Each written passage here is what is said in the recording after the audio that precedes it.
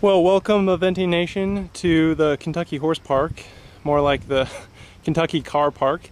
As it looks like right now, we're just standing in one of the parking lots, fields, whatever you want to call it here. And if there are ever any questions about attendance at the WEGs, it's and issues with low attendance, it's because all the people are busy being parking attendants.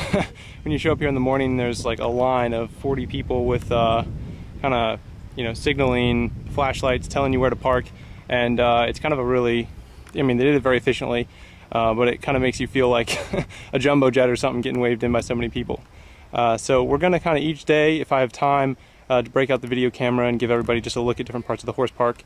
So I hope you enjoy the video, and we're just going to go around and just look at different aspects of the WEGs.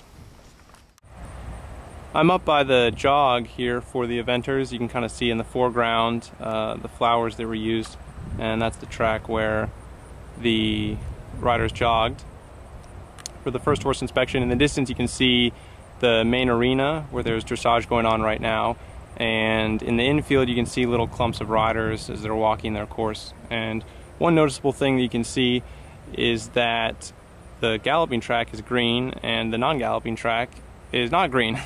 And that's because they've basically been putting down whatever water is necessary despite the weather to keep the galloping track perfect, and it really feels great now. It's really well groomed, and it's a good thing that these horses are going to have perfect footing on Saturday.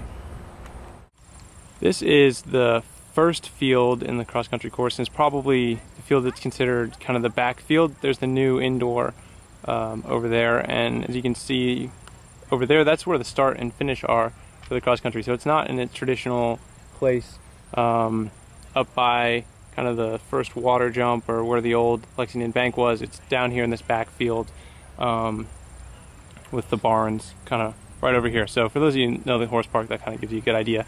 Kind of that means that you start with an uphill gallop kind of back. This jump right in front of us is one of the last fences. So you start at the tents and then you gallop uphill and kind of back along that line, and then the rest of the course and the infield and everything else is back that way.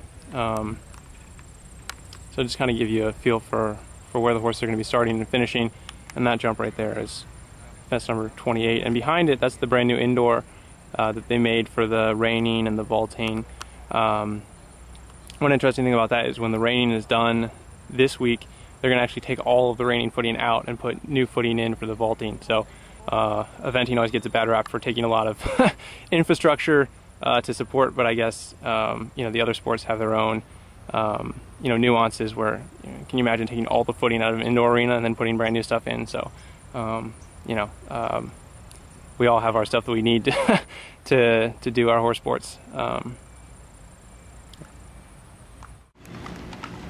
This is a look from behind the fence at the stabling.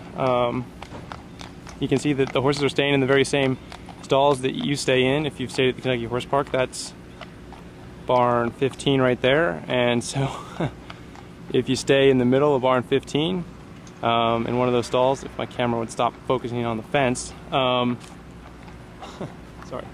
one of those stalls right there, you'd be staying in the same stall as the Italian team at the World Equestrian Games. So pretty cool. One of the things that the riders have talked about as being a challenge is that the rider quarters are way down in the Kentucky Horse Park campground.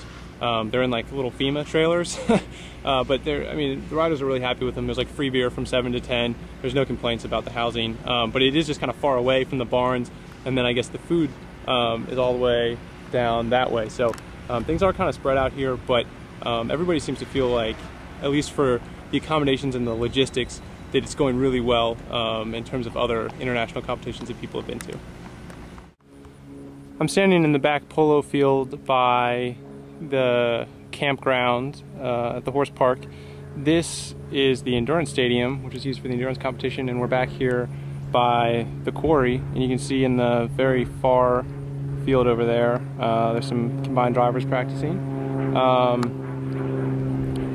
There's a look at the quarry, and then out that way is the rest of the course. And on the absolute opposite side of the horse park is the start and finish. I know that in this video there hasn't been a ton of people, mainly because we're out in the fields that are mostly used for the eventing, and you know, all the people are back by the dressage arenas today or the trade fair. You know, but there are a lot of people here, but I think it's nice for the riders to be able to get out and walk around where, you know, it's not such a packed environment. You know, when you watch the highlight videos on NBC or whatever, everything's going to be people everywhere. But, you know, there is time when the riders are walking their course. It's very quiet out here. You know, and it's very nice. And I think that's a good thing for them to be able to relax and just kind of get away from it when they're walking their course.